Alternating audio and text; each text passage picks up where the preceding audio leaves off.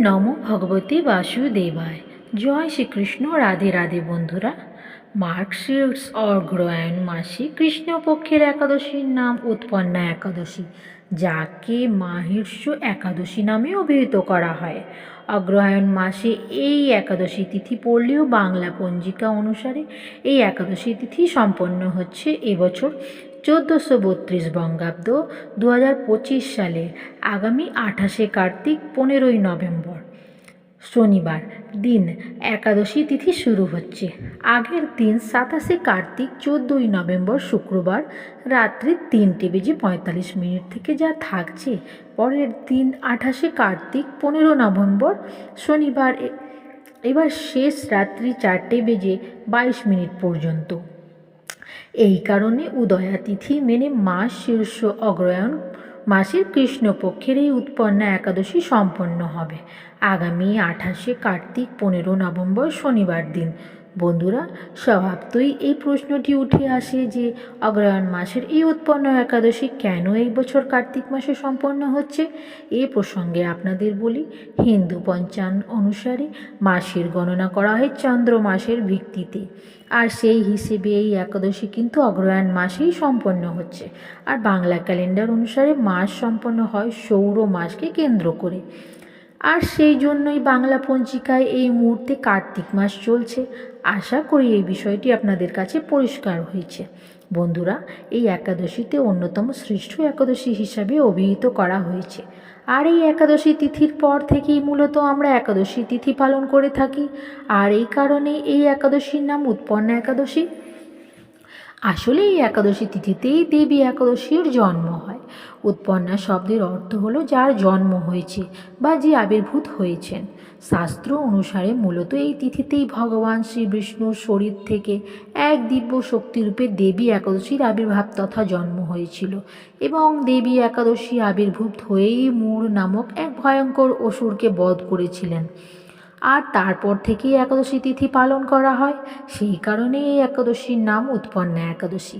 এই একাদশী তিথি যিনি বা যারা পালন করে থাকেন, শাস্ত্র মতে তাদের ভগবান শ্রী বিষ্ণু এবং দেবী লক্ষ্মীর বিশেষ আশীর্বাদ লাভ হয়। এই একাদশী ব্রত নিষ্ঠা ভরে পালন করলে মানুষের সমস্ত জানা অজানা পাপ থেকেও মুক্তি লাভ হয়। ধর্মীয় বিশ্বাস অনুসারে ব্রত পালনকারী ব্যক্তি জীবনে সুখ, শান্তি, সমৃদ্ধি এবং যশ লাভ করেন এবং মৃত্যুর পর ভক্ত বৈকুণ্ঠ লোকে স্থান পান। এই ব্রত পালনে সম্পূর্ণ সহস্র গোদান অর্থাৎ 1000 গরু দান করার পুণ্যের সমান ফল লাভ করা যায় বলে গণ্য করা হয়। আর সবথেকে গুরুত্বপূর্ণ বিষয়, যেহেতু দেবী একাদশী এই তিথিতেই আবির্ভূত হয়ে অসুরকে বধ করেছিলেন, তাই এই একাদশীকেই প্রথম এবং প্রধান একাদশী রূপে গণ্য করা হয়। যে ব্যক্তি এই উৎপন্ন একাদশী ব্রত পালন করতে শুরু করেন, তিনি বছরের অন্যান্য একাদশী পালনের যোগ্যতা অর্জন করতে পারেন। বন্ধুরা, তাই যদি সম্ভব হয় বছরের এই উৎপন্ন একাদশী একবার হলেও পালন করুন। বন্ধুরা, যদি কোনো কারণে আপনি এই উৎপন্ন একাদশী পালন করতে নাও পারেন, যদি এই একাদশীর দিন কিছু কিছু আচার ও বিষয় মেনে চলতে পারেন, তাতেও এই একাদশী ব্রতের পূর্ণ ফল অনেকাংশে লাভ করা যায়। এই দিন সকালে স্নানের পর ভগবান শ্রী বিষ্ণুর মূর্তিকে অবশ্যই তুলসী পাতা এবং জল নিবেদন করুন।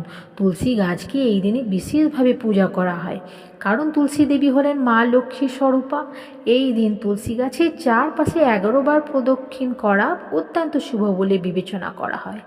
অবশ্যই তুলসী গাছের তলায় একটি প্রদীপ প্রজ্বলন করতে ভুলবেন না। দ্বিতীয়ত বন্ধুরা, যদি বাড়িতে দক্ষিণাবর্ত শঙ্খ থাকে, তবে এই দিনে গঙ্গা জল দিয়ে স্নান করিয়ে তাতে দুধ এবং কেশর মিশিয়ে ভগবান শ্রী বিষ্ণুকে অভিষেক করুন। এটি আর্থিক উন্নতি নিয়ে আসে বলে গণ্য করা হয়। বন্ধুরা, এই একাদশীর দিন একটি কড়ি ভগবান শ্রী বিষ্ণু এবং মা লক্ষ্মীর চরণে রেখে দিয়ে পরের দিন সেটি লাল কাপড়ে মুড়ে সিন্ধুকে বা ক্যাশ বক্সে যদি রেখে দিতে পারেন, তাহলে ধনবৃদ্ধি হয়। এই একাদশীর দিন ওম নমো ভগবতে বাসুদেবায় এই মন্ত্রটি যত বেশি সম্ভব জপ করুন। এই মন্ত্র জপ করলে সমস্ত পাপ নাশ হয়। চতুর্থত, বন্ধুরা, একাদশীর পরের দিন দ্বাদশীর সময় ব্রতভঙ্গের আগে কোনো দরিদ্র বা অভাবী ব্যক্তিকে সামান্য অন্ন বা বস্ত্র বা দক্ষিণা প্রদান করুন। এটি অত্যন্ত শুভ ফলপ্রদ। এবং সর্বশেষ, এই একাদশীর দিন পারলে অবশ্যই কপালে হলুদ, চন্দন বা কেশর মিশ্রিত তিলক লাগান। এটি শুভ শক্তিকে আকর্ষণ করে। ভগবান শ্রী বিষ্ণুর উদ্দেশ্যে এই দিন হলুদ রঙের ফুল যেমন ধরুন গাঁদা এবং হলুদ রঙের ফল যেমন ধরুন কলা অর্পণ করতে ভুলবেন না।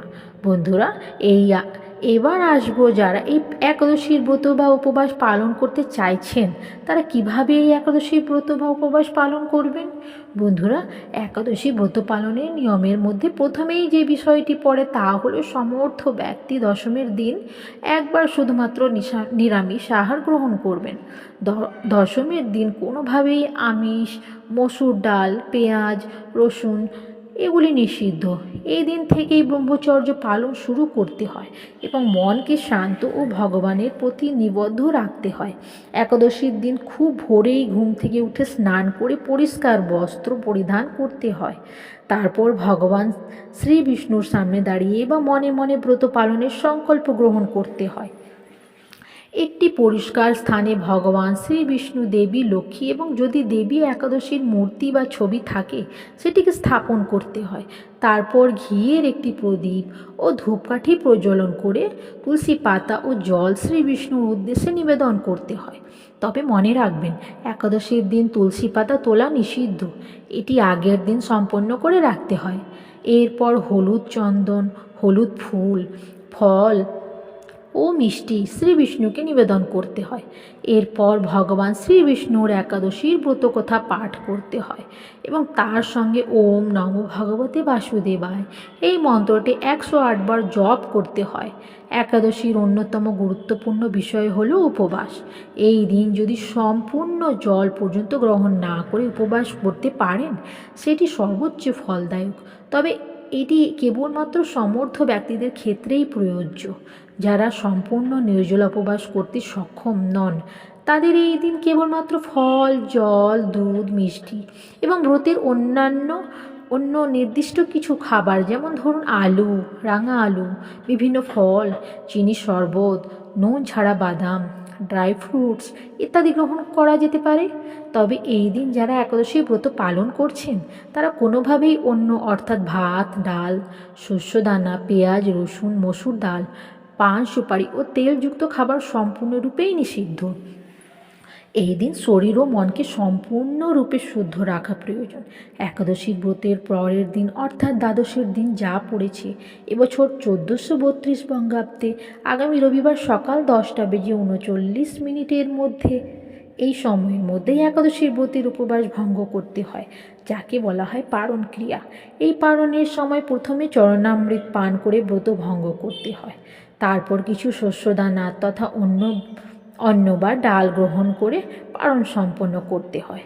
পারণের আগে সম্ভব হলে কোনো একজন ব্রাহ্মণ বা অহি মানুষকে খাদ্য, বস্ত্র বা কিছু অর্থ দান করতে হয়।